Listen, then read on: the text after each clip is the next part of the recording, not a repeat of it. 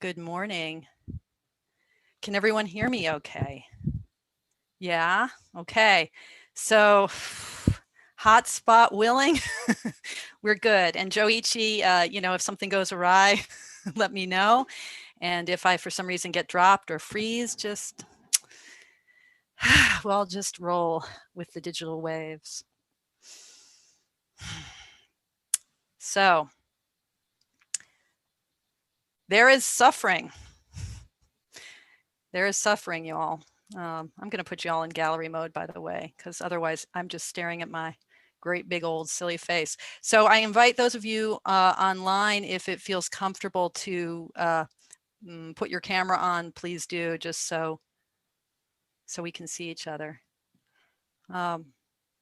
or so I can see you. So there is suffering, some of it digital. It's the first noble truth, right? The Sanskrit word for suffering, dukkha.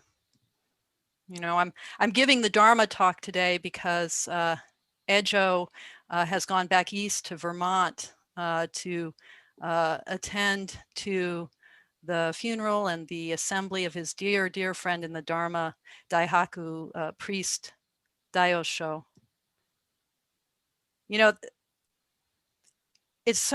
It's so kind of nutty when you think about it, this first noble truth. Like, isn't it obvious there's suffering? That everything that we love is going to die, including us? Isn't it suffering? It's like, isn't it just so clear cut? Why was that the thing that Buddha had to preach first and foremost? It's like, teaching a mountain climbing class and telling your students on the first day, the first rule of mountain climbing is there is gravity. Like, do we really need that law, that principle articulated for us?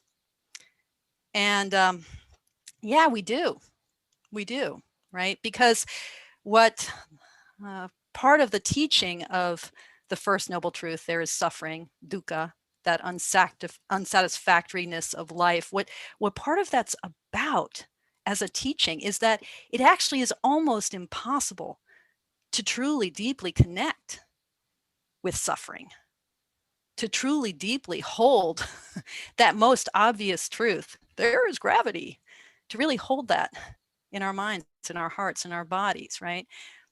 That kind of, that meme, that famous saying, pain is inevitable, suffering is optional. You guys have heard that, seen it on bumper stickers. I mean, that gets it almost completely wrong. These days I'm thinking that pain, that what we experience as pain, physical pain, spiritual pain, emotional pain, that's actually largely, mostly about our avoidance of suffering, right? Suffering is inevitable. Pain is optional. That pain that arises, I mean, think about, I'm going to say a child here, but the child I'm thinking of is myself. Think about children when they're really upset and they just want to be hugged and held, and they're just like, no, I hate you, get away, right? That kind of pain that comes, that pain of isolation, that pain of pushing away, that comes because the deeper owie is so hard to face. And then physically, I mean, I have bunions. If I were in the hall and you were seeing my gnarly naked feet, you would see the gnarliest damn bunions in the world. And one of the ways in which bunions cause pain is because we avoid the pain of bunions. So now I've got like shin pain on my left leg and hip pain and all this stuff that's avoiding, right? So suffering is inevitable, but pain might be optional. And I say all this thinking, I don't know if Genki, I don't know if you're in the hall. I can barely see the folks in the hall. Yeah, there you are. Okay. I say all this thinking about Genki's beautiful question last week. If you were able to be in the hall or in the yard or online, or to listen to the Q&A after the fact, Genki's beautiful question that came up last week, which I've been sitting with. So Ejo last week in the question and response reminded us, that where we sit, where we are, it may feel like COVID is receding. but to hold in our hearts all the places in the world where COVID is not receding, where vaccination is not an option. One of my dearest friends in the world lives in Delhi in India, and she works in epidemiology, in the study of the spread of infectious disease. She's very busy right now, and she's, at ground zero. Whereas Ejo was sharing about the very deadly strain that's emerging in Japan. And Genki brought up this question, which I think is the question at the heart of the First Noble Truth is, how do we connect with that suffering? How do we connect with the suffering of others on a beautiful day like today, in moments when we feel health or goodness or sweetness or the receding of a pandemic? How do we connect with suffering? And, Ejo reminded us that it all starts, right, with connecting and cultivating with the suffering of this heart, and with cultivating the heart that can attune to suffering, the heart that can, with safety, with surety, with good boundaries, that can nonetheless attune to the suffering of others, including the other that is ourself, right? I don't want you, that little self that pushes away. And Ejo said, the thing that cultivates a true human life is not mass produced. It's not a movement. It's not a government. It's none of that.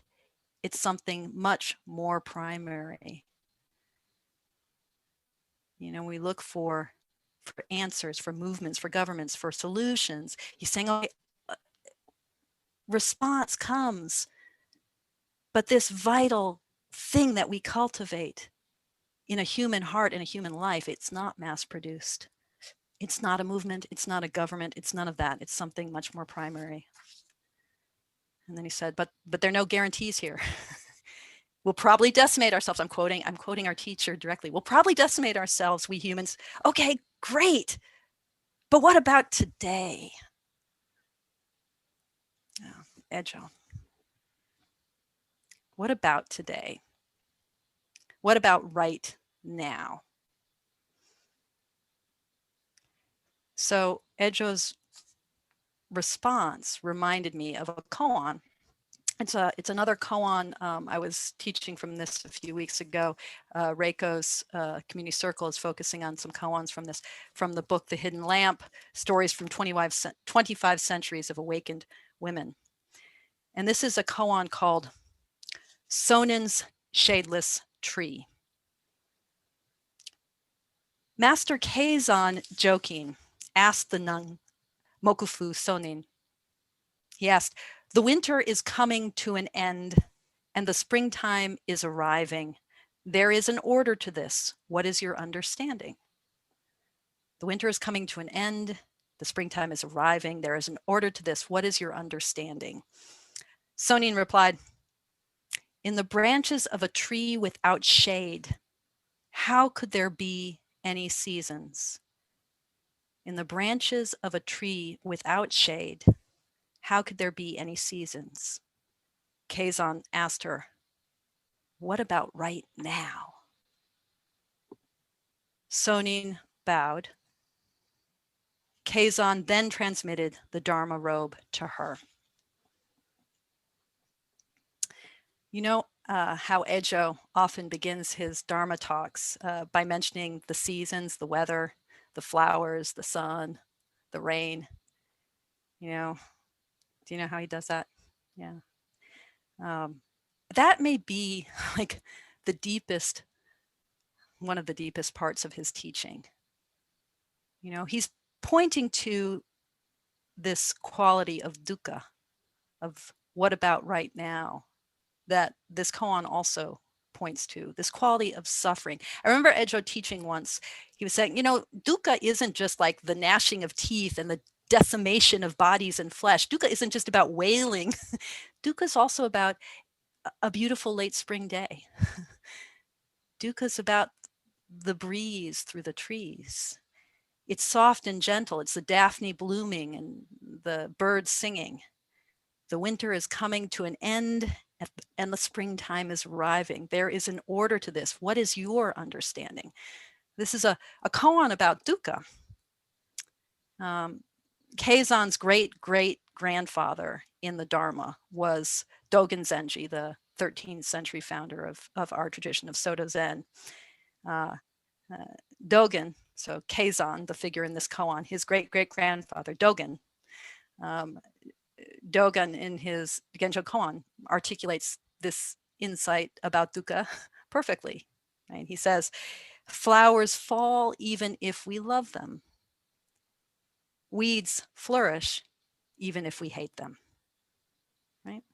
There's an order to this. What's your understanding?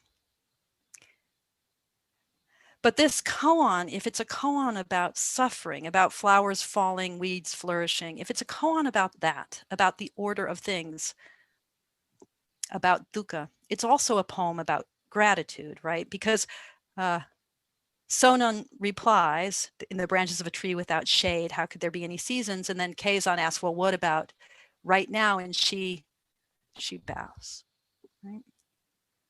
And gratitude is what I really want to focus on for the rest of this Dharma talk. You guys with me? I'm going to take a sip of water, hopefully not blow out your eardrums. You still survive? Eardrums intact? No? Okay. Gratitude. Now, I'm not a very grateful person by nature. I'm really not. I'm not a very nice person by nature. You know, I grew up in the land of snark and irony. And then I got a PhD in that same land, right? Snark and irony. My nephew Eli, who is a brilliant and hilarious and open-hearted man, also grew up in this land of snark and irony. He created a family crest, and the motto of the family crest is spite and gloat. You know, I don't know if you guys recognize this land of snark and irony. It's good stuff, actually. You know, it's very useful to cut through the bullshit and the humbug of a universe. It's very useful to warm oneself in the shtetl in the wake of the latest pogrom. Now, I don't want to suggest simply that this is a Jewish thing. I'm Jewish.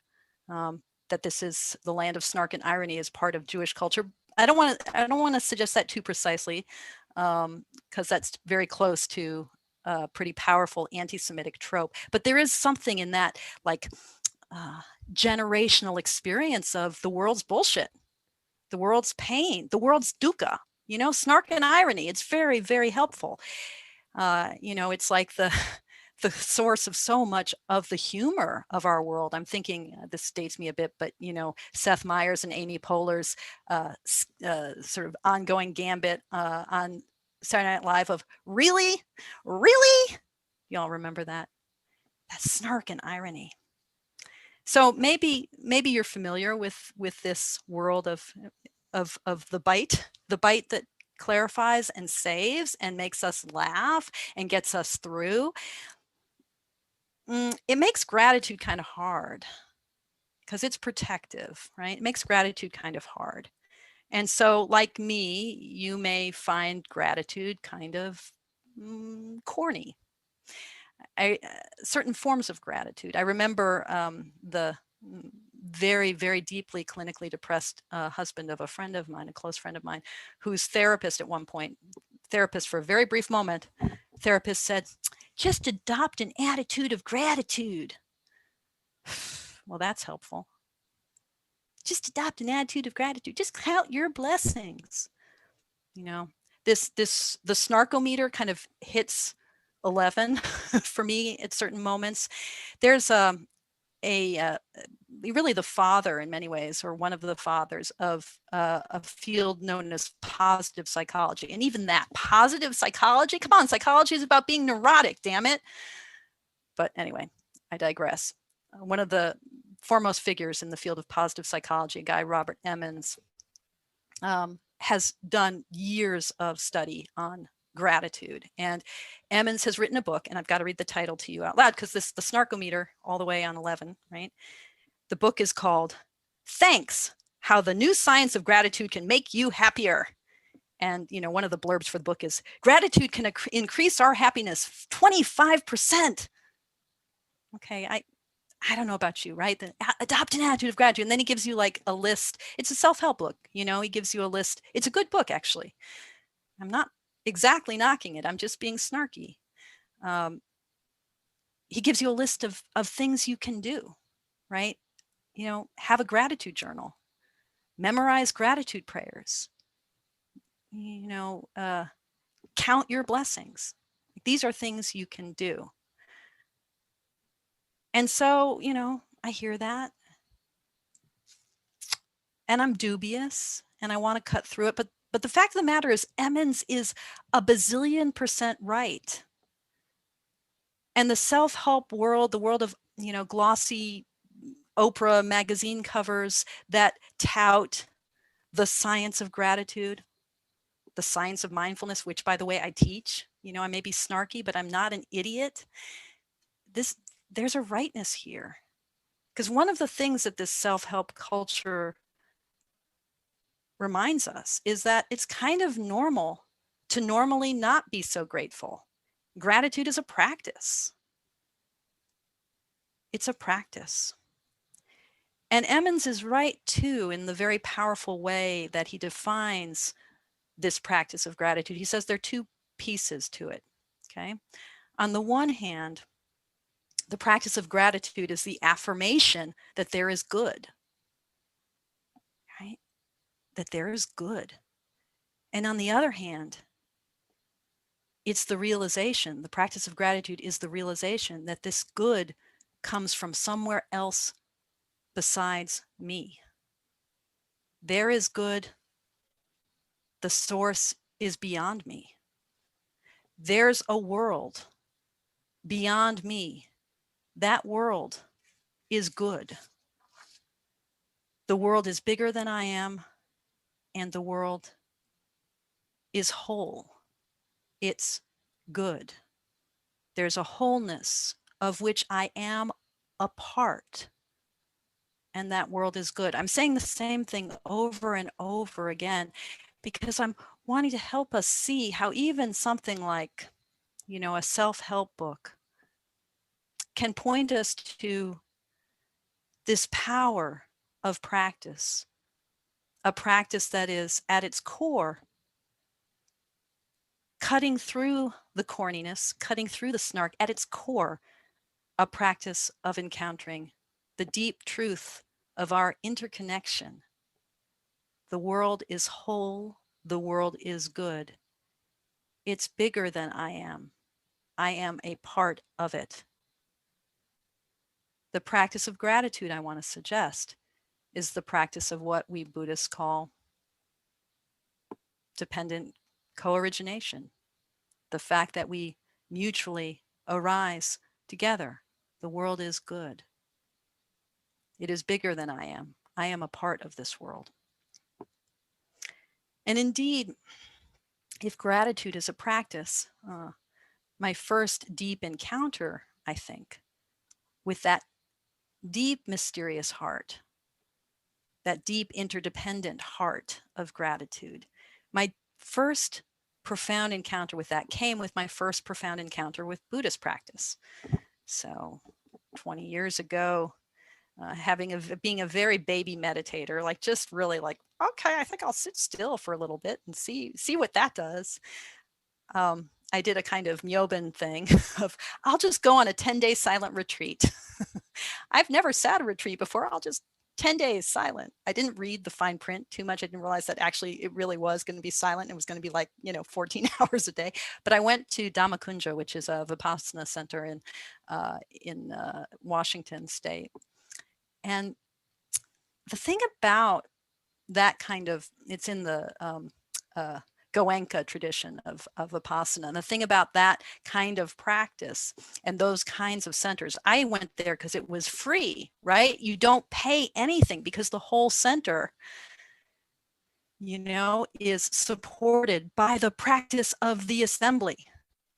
Like the whole thing is possible because those who are served by the practice serve others in the practice. The whole thing set up in this deeply profound, interconnected way, a way that actually, as things were laid out, I realized was very much about this sense of order, the same order that Keizan Jokin refers to when he says, winter is, I want to say the words exactly, when he says, the winter is coming to an end and the springtime is arriving. There is an order to this. What is your understanding? A place like Dhammakunja is completely structured around that understanding of order, such that as you sit as a newbie, like I was, as what they call a new student, the old students sit either in another part of the hall, or some of them are in the kitchen cooking. So that's what they do. They cook, they clean, they take care of the practitioners. So old students are enabling the practice of the new students. And I remember there was this one young woman, I mean, she must have been like 17 years old, and she was sitting full lotus, just like on the floor. She wasn't even a cushion. And she was just like, ah. And she was a relatively new old practitioner. Her mom, who was an old student, was in the kitchen cooking. So it was like right there, springtime, winter, right? There's an order to this. Something is being supported here in succession. This is how it works. One moment arises, another moment fades away, right? There is an order to things, right? And I remember at Dhammakunja having this sense of what it is to be supported by those who have come before, and what it would be to enter into that line of movement, of growth and change. Actually, this is dukkha, this is impermanence. And I remember one day eating my oatmeal. It's always oatmeal in practice centers, isn't it? Eating my oatmeal, putting my nuts on the oatmeal and cinnamon and loading it up with fruit and pouring some warm soy milk on it and eating it and being like, oh my God. I mean, actually, I'm getting a little teary thinking, I mean, it was like, oh my Lord, oh my Lord. I'm using religious language. Just the sense of what has been given to me. And I was crying and crying, and it was so good. The oatmeal was so good. The tears were so good, right? There is an order to this. One thing makes the next thing possible. That experience at Dhammakunja and that kind of spontaneous overflowing of gratitude that emerged, it was about seeing dukkha, seeing impermanence itself in a new light. Now, this reminds me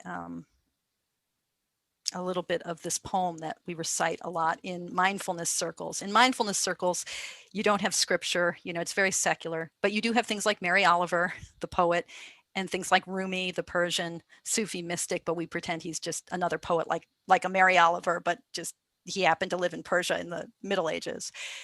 Anyway, so he has a poem called The Guest House. And it's really about this insight that arose for me at Dhammakunja, the insight of there's an order to this. He says, this being human is a guest house. Every morning, a new arrival, a joy, a depression, a meanness, some momentary awareness comes as an unexpected visitor. Welcome and entertain them all, even if they are a crowd of sorrows who violently sweep your house empty of its furniture. Still, treat each guest honorably. He may be clearing you out for some new delight. The dark thought, the shame, the malice. Meet them at the door, laughing, and invite them in. Be grateful for whatever comes, because each has been sent as a gift from beyond. Every moment, a new arrival. Be grateful for whatever comes, because each has been sent as a gift, as a guide from beyond. To see each moment as a guide from beyond, as a gift, as a new arrival. It is good. This goodness is bigger than me. Eating my oatmeal. Right? Yeah. But Sonin's shadeless tree, right? The koan I shared between Kazan and the nun Sonin, it doesn't stop just with this insight about there is an order to things, that every moment is a new arrival. It doesn't just stop with a recognition of the ways in which gratitude arises in response to the succession of life, the movement of time, every moment a new arrival. It also points to this tree without shade. Master Keizan joking asked the nun, Mokufu Sonin, the winter is coming to an end and the springtime is arriving. There is an order to this. What is your understanding? So just a second ago, I shared the oatmeal version of that understanding, right? Sonin replied, in the branches of a tree without shade, how could there be any seasons? That oatmeal moment, right? It's lovely to be a connoisseur of impermanence, to see this moment as a gift, right? To see it in the context of everything that's come before, to see that order of things. What a lovely, lovely, beautiful thing to be a connoisseur in that way of impermanence. But Sonin is pointing to those moments when we drop right into the middle of things, when we're not sitting under the shade of the tree going, oh, summer is here, the sun is beating down, but the leaves are so nice. You know, Sonin is pointing to those moments where we don't quite have the ease to adopt a kind of third person perspective on the world of impermanence, where we don't have that ease to say, okay, there's this part of the universe and it kind of sucks, but look at this part. Winter was hard, but summer is beautiful. No, we're down in the middle of it. We're in the branches themselves and there's no shade. We're not sitting under the tree. We are the tree, right? We can't just say April showers bring May flowers. Now, have you ever spent time in the branches of a shadeless tree? Now, have you ever spent time, had a moment where all your strategies for balancing out one part of experience against the next, when those strategies just failed?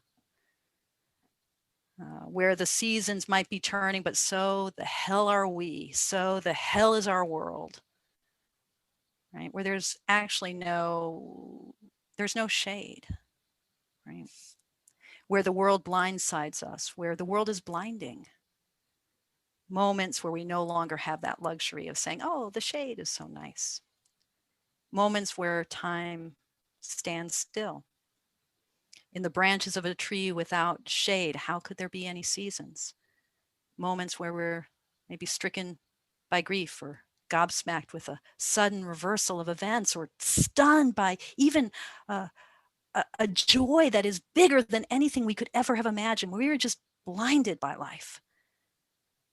There is dukkha. There is suffering. And sometimes we cannot hide. Those are the moments of gratitude turning into grace, a kind of fierce grace. And I'm grateful to Ejo for giving me this phrase in a moment like this for me, where he talked about the grace of calamity. Do y'all know what I mean? The grace of the bottom dropping out. The grace of sitting in the trunks of sitting in the trunks. Well, we could do that too. Sitting in the branches of that shadeless tree. Those are moments when the world really kind of lays us low, maybe. Moments where forehead to the ground, where the only thing that's possible anymore is prostration. Those moments of fierce grace are in the end also what Sonin's koan is about. Master Keizan joking asked the nun Mokufu Sonin, the winter is coming to an end and the springtime is arriving. There is an order to this. What is your understanding? Sonin replied, in the branches of a tree without shade, how could there be any seasons? In the branches of a tree without shade, how could there be any seasons? Keizan asked her, well, what about right now? Sonin bowed. Keizan then transmitted the Dharma robe to her. These moments of prostration, of fierce grace, moments of the light bursting through, moments of transmission. This koan ultimately is the story of the nun Sonin's becoming one of Keizan Jokin's Dharma heirs, a moment of Dharma transmission. Keizan Jokin, right, lived in the 14th century, our ancestor Dogen's great-great-grandfather. He was the ancestor who popularized Soto Zen. So he took Dogen's, mountain air and brought it a little bit down so that Soto Zen could become one of the most popular religious expressions in Japan. Keizan brought it out. He brought the mountaintop into the community temple, as it were. He also was the first Zen figure to write his own life. He wrote his autobiography, which is how we know in part about people like Sonin. He was also the guy who wrote the Denkoroku, the transmission of light, which is 51 sermons that go up through, starting with the Buddha, up through the lineage of Soto Zen, telling the stories of Dharma transmission all the way through to Keizan's grandfather, the Dharma heir to Dogen. Ejo was his name, spelled differently than, or sounded the same, but different kanji than our Ejo, but still. So he wrote the Denkoroku. And he also founded a woman's monastery. Keizan was very, very proud and grateful to his grandmother and his mother, who he considered some of his most important Zen teachers. And he made women his Dharma heirs. Something that does me good to remember. He was a great supporter of the full flourishing of the Dharma. So in all of this talk, I've been trying to bring forward the sense that the way we connect with our suffering, the way we connect with suffering, there is gravity. The way we connect with that is gratitude, or at least one flavor of how we connect with that. That gratitude may be the other side of dukkha.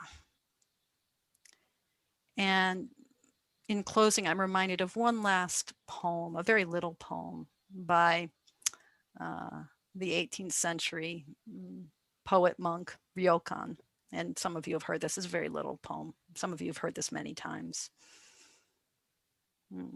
Showing its back and showing its front, a falling maple leaf. Showing its back, showing its front, a falling maple leaf. Gratitude, suffering. Maybe that poem of Ryokan's ultimately expresses what the view is like from the branches of a shadeless tree. Thank you.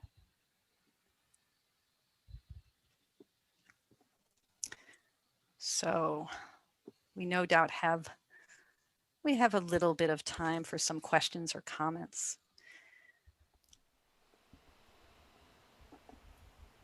If you're in the hall, just speak up loudly, or if you're online, unmute yourself and dive right in. If you're outside, you can come up on the porch and someone with the microphone will point that at you. Thank you, Genjo.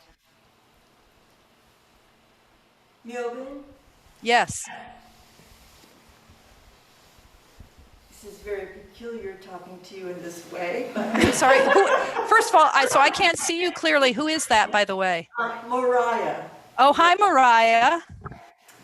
So I have just spent the last 19 months in the shadeless tree. But now that I'm upright and I've emerged from the latest severe depression, I find myself practicing what I'm calling appreciation, but it's gratitude. So I'm walking now with a cane because the knees are complaining about having been in bed so long. But while I'm walking, I really do find myself, it's suffering, but appreciation simultaneously for being vertical and moving. And it feels, and I'm really grateful to be able to be in the temple again. So thank you for your wisdom, gratitude. Mariah, I wish I were there physically to greet you with warm smiles and, safely COVIDized hugs, but thank you so much. Yeah. When we allow that tender recognition of the owie, in my experience, it's really hard to tell the difference between that proximity to the world, that intimacy, and whatever gratitude is supposed to look like. In other words, pressing right up against it. How can we not feel this life that we have, that we share with each other?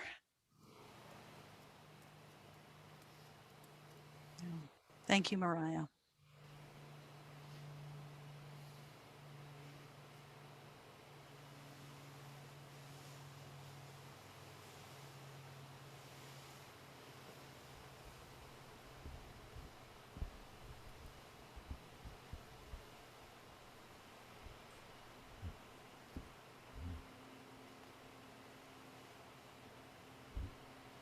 Myobun. I just wanted to call out specifically something that's kind of woven in what you were talking about, but that gratitude is half of the practice of Dharma. That when we talk about the practice of generosity, we tend to focus on the giving part, but that receiving is every bit as important, and that it brings alive that same dependent co-origination in action.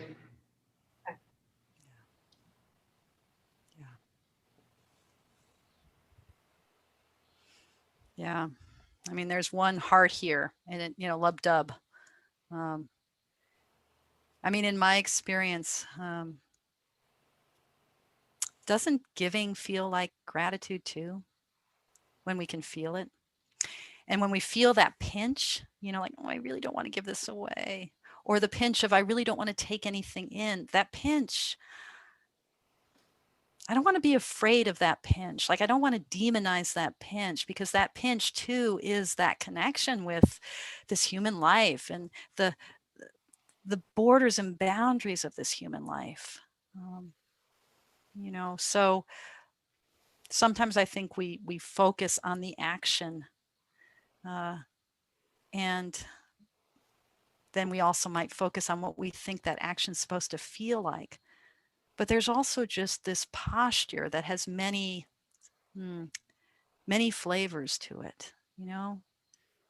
Sometimes it feels pinchy, and sometimes it feels, but it's always just this pressing up against, giving or receiving. Yeah.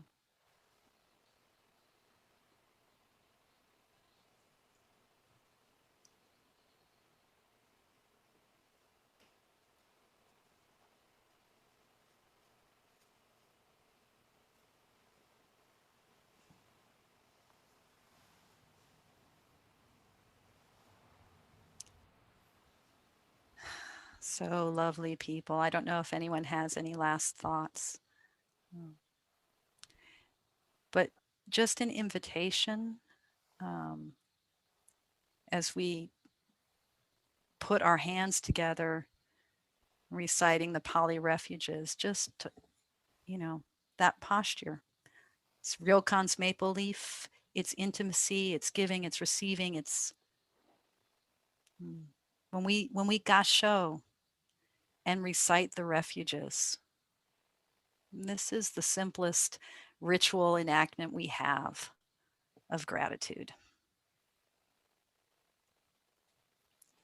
Okay.